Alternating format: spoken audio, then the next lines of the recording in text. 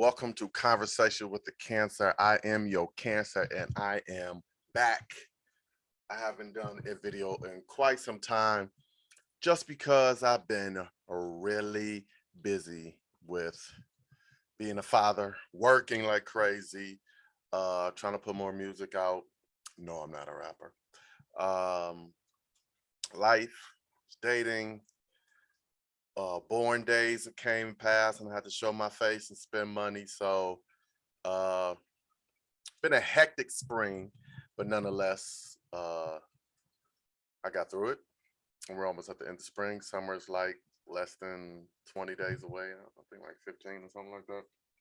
But anyway, I'm doing this by myself. I think my next couple ones be by myself. I got people I can interview, but I haven't asked them. So I need to get on that so I can do that for July.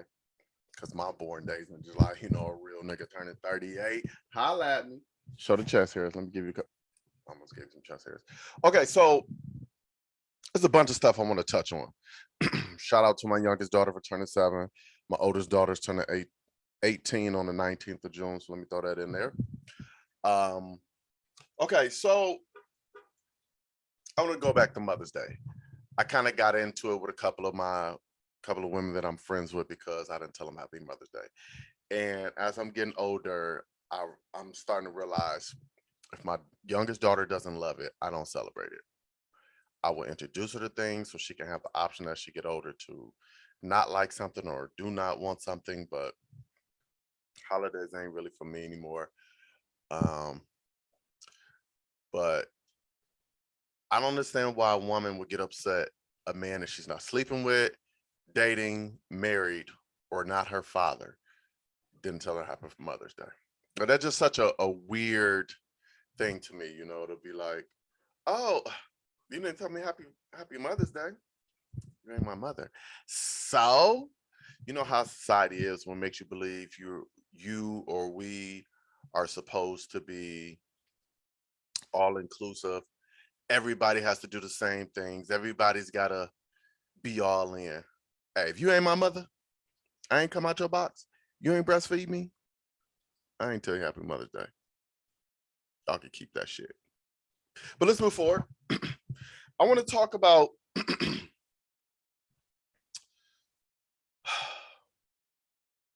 I'm going to make some admissions so I can make my point clear about what I'm getting ready to talk about. I want to discuss this Deshaun Watson thing. And I didn't print nothing out, so everything I'm going to do is off the top of the dome because the stories that are coming out about him are hard to believe. But they're also some of the stories that are coming out about him. I really believe that he is that perverted ass man.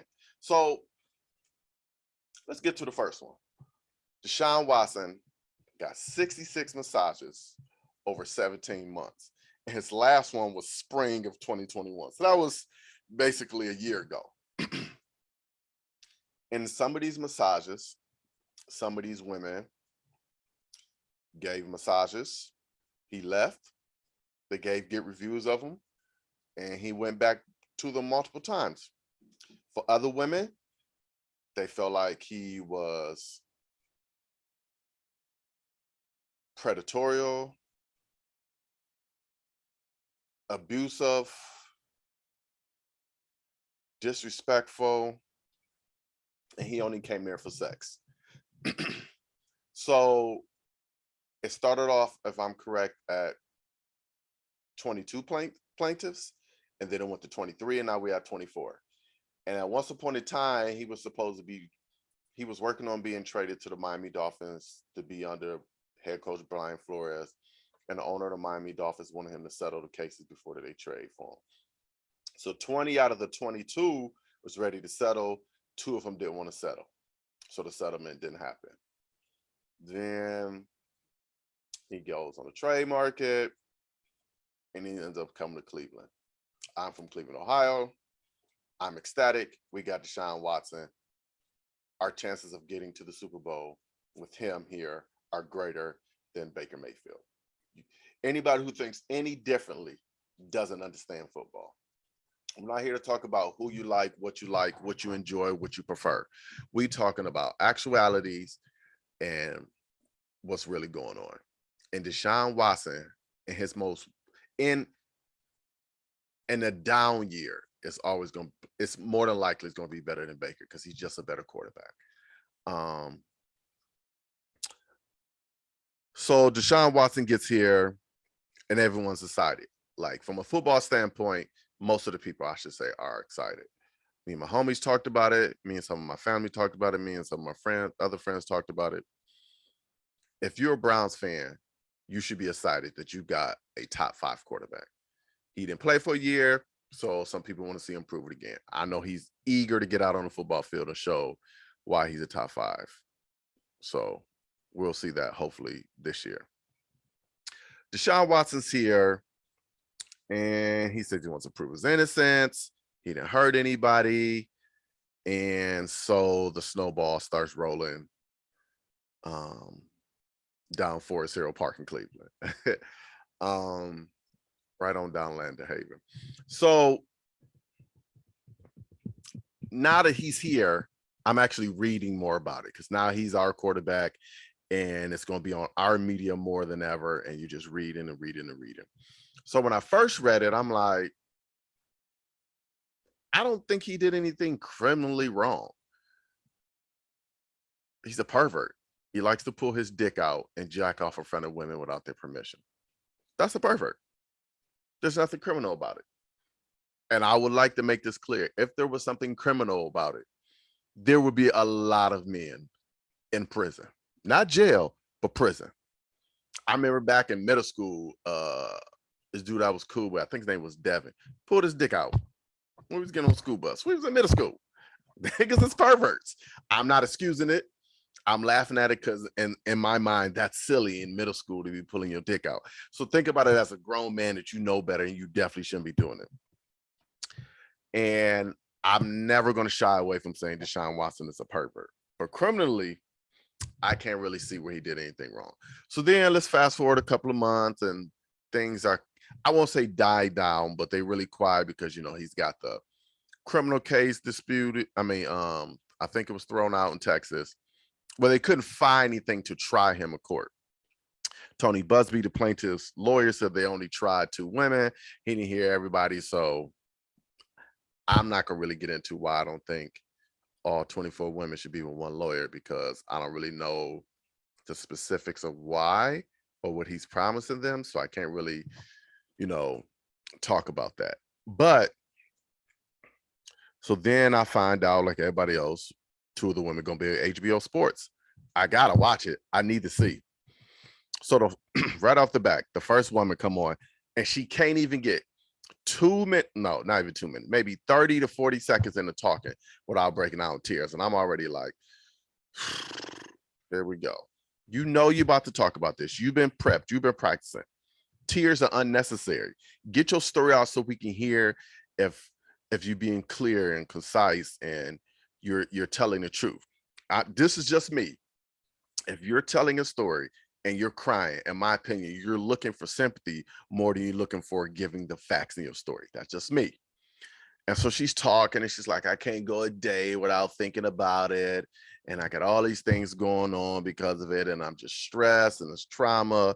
I'm like, okay, you could probably be stressed. It's probably trauma, but you ain't thinking about it every day. I know what you're saying. How are you going to tell a woman what she think about? Because she ain't thinking about it every day. You know what I'm saying? She's not thinking about it every day. But, HBO Sports, you got to put a little extra on your sandwich. You know what I'm saying? You can't just give us lettuce, tomato, and cheese. You know what I'm saying? You got to put the bacon and the mustard. You probably toasting the bread. You know what I'm saying? You probably cooked your turkey in the pan and put the cheese on top and melt it before you put it on your bread. You was too fancy to put it in the microwave. But, and so then another one comes on. It's a Black woman. No, both of these women are beautiful. I think the first woman was Native American or maybe Spanish. I have to see it again. So the Black woman, I don't care what y'all say. She was lying through her teeth. See my guy? That's what she was lying through. She said, and I quote, I came in the room and I asked him to put a towel on and I left the room. I came back and he had a small hand towel. basically a washcloth over his dick. I don't care if you got a long dick or you got a short dick. There's no reason to ever have a washcloth over your dick for a massage. Bing, bing, bing. Hey, either you put this towel on or this massage done. And then you leave. I don't care if you're at my place or I'm at your place. I'm not about to massage you and I'm uncomfortable. But guess what she did? She massaged him. And then she said she started on his back, and then he turned over on his back, and he's working on abdomen. And I don't remember if he took the washcloth off or the washcloth fell off, but she said her hand went down, and he was forcing her hand down there, and his dick got hard, and he was trying to make his dick slap her hand like this. So I guess he was trying to initiate the contact so she would grab it and maybe jack him off. But listen, there were so many factors, not factors. There were so many instances where she could have been like, no, stop, I'm done, get out. She kept massaging. Now, know what you're saying. She's a woman. She probably was in fear for life. Cool. But at no point was Deshaun blocking the door. Was Deshaun forcing her to stay. She could have left. That's all I'm saying. So then, I guess he ejaculated because enough time of his hand hitting the dick, it made him ejaculate. And she was so traumatized from it. Okay. So then she stayed in contact with Deshaun Watson. Not because he threatened her or she was in fear. She said just to give him the runaround because I didn't want him to give my business a bad review. Listen, that just sounds crazy to me.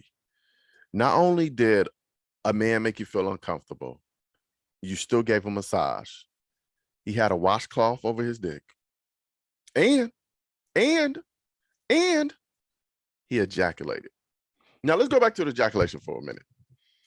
Usually when a man ejaculates, and he's not inside of a contraceptive, he's not inside of a woman, it's everywhere.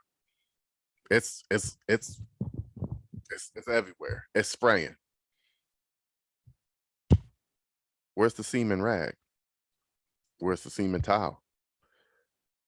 Where's the pictures of the semen on the wall or a picture of the semen on the massage bed?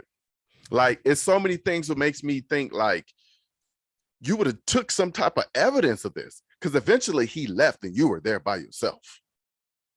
Even if he wiped everything down, you still got dry stains. But none of that. She didn't even do none of that. So anyway, she keeps in contact with him and she's talking with him for weeks on weeks because she didn't want a bad review. So she gave him the runaround. That's so weird. Y'all don't find nothing weird about that? Like, I had a conversation with my friend. She told me that she doesn't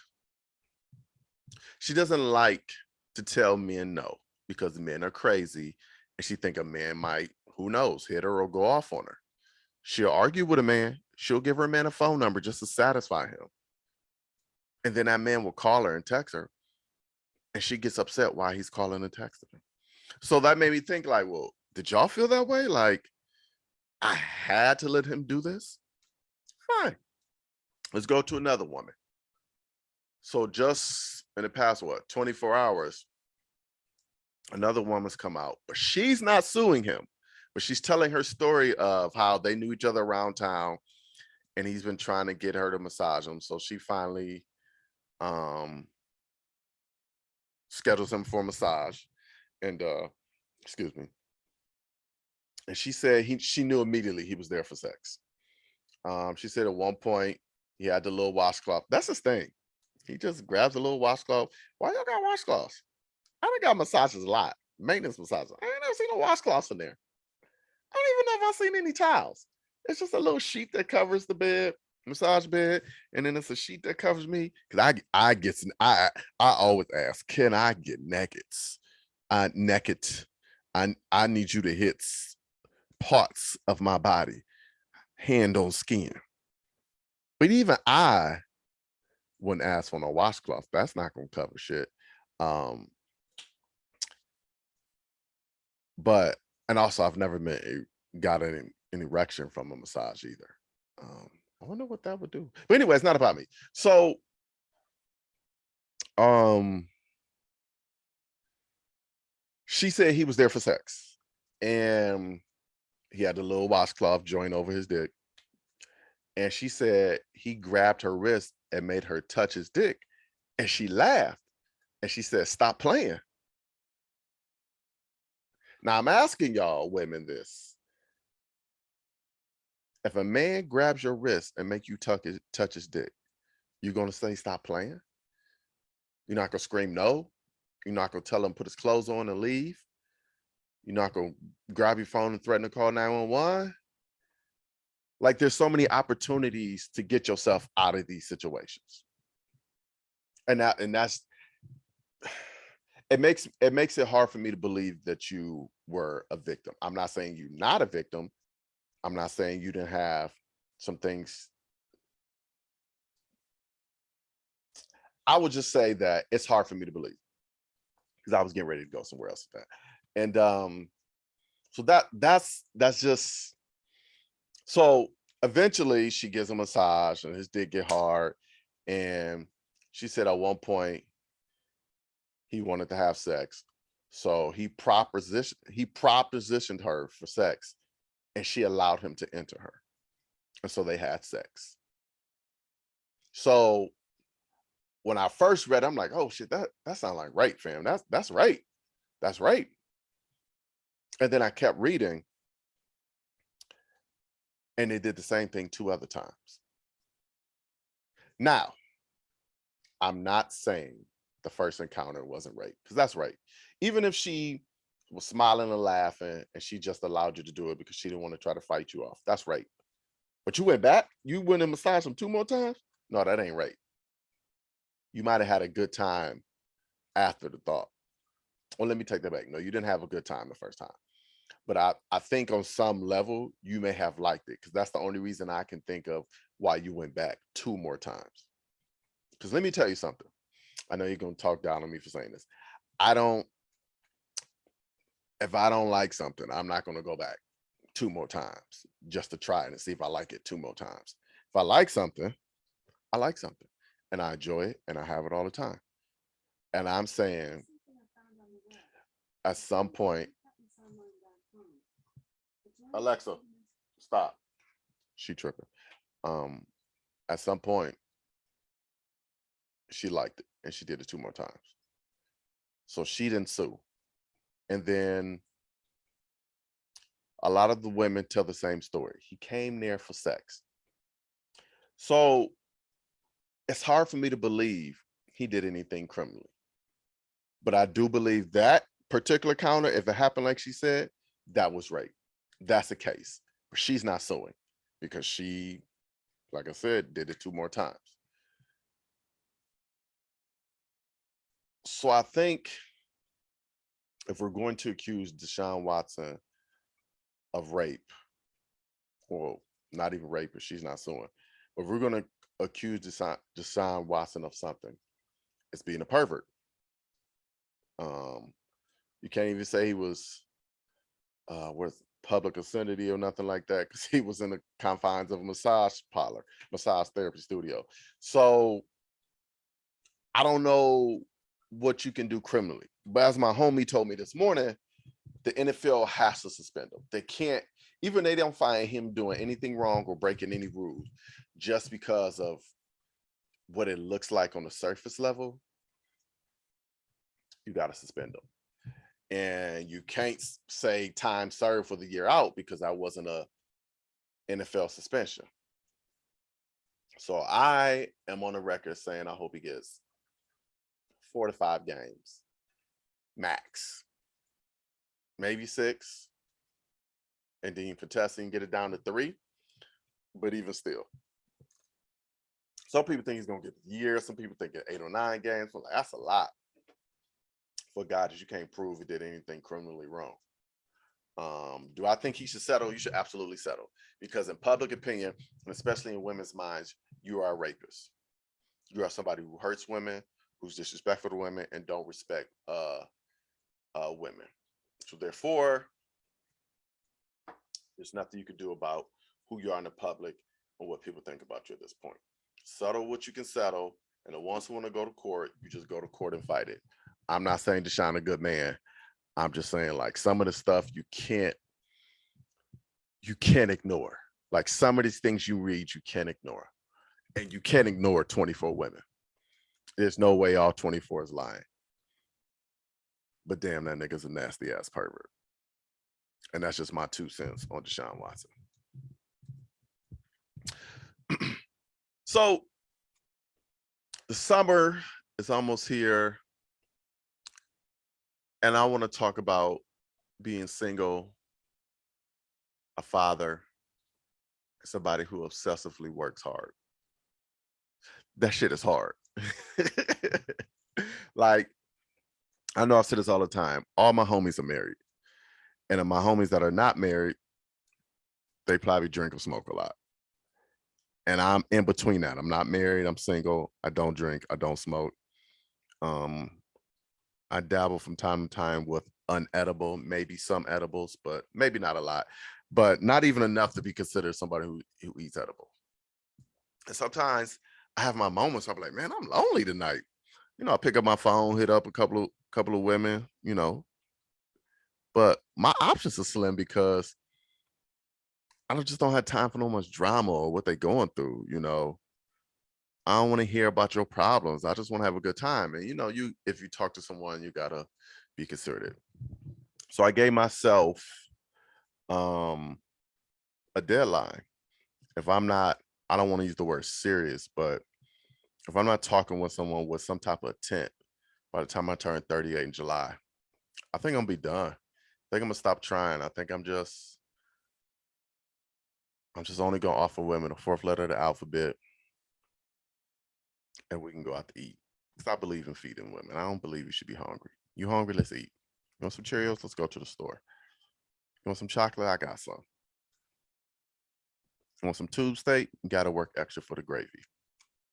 But I feel like at this portion of my life, 38, I'm in the career field I want to be in, which is property management.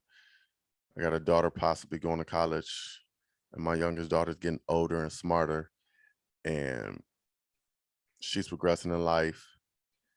And as my parents are getting older, I just want to continue to do things I want to do and travel and eat good food and be around the people I love. And I just don't really have time to put all this effort in with people wasting my time. I've been single 5 years now, and without no lack of trying, I did lose out on a woman that I really wanted back.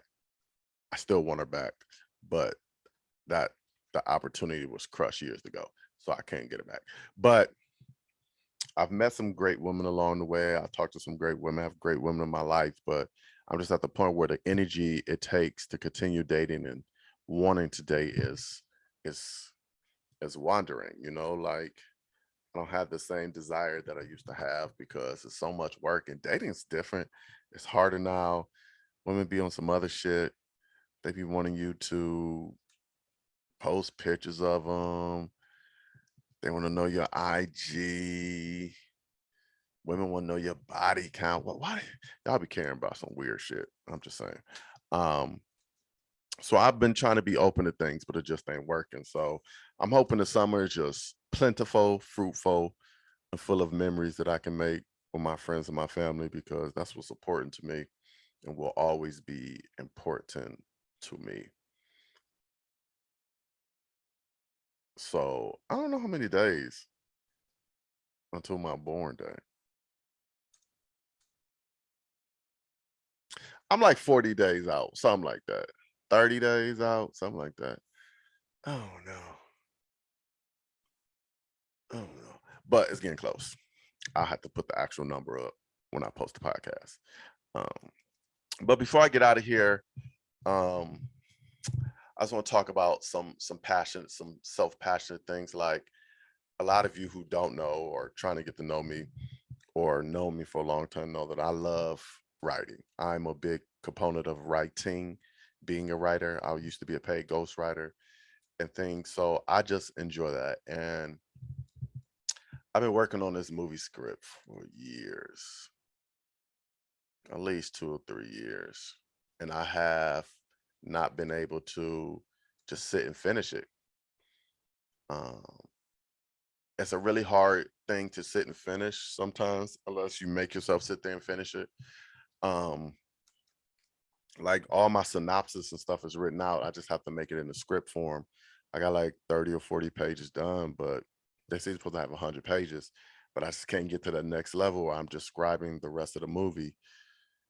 And so it's been difficult. And what I've been learning about passion and being passionate about things is sometimes your passions go away and then they come back when you least expect it. And I think I kind of missed it. There was a point a couple of weeks ago when I felt it. It was all there. And I was rereading my script and I was coming up with ideas and I was typing notes in my script. So when I got home, because it came to me at work one day, how I was gonna write, and I never wrote it.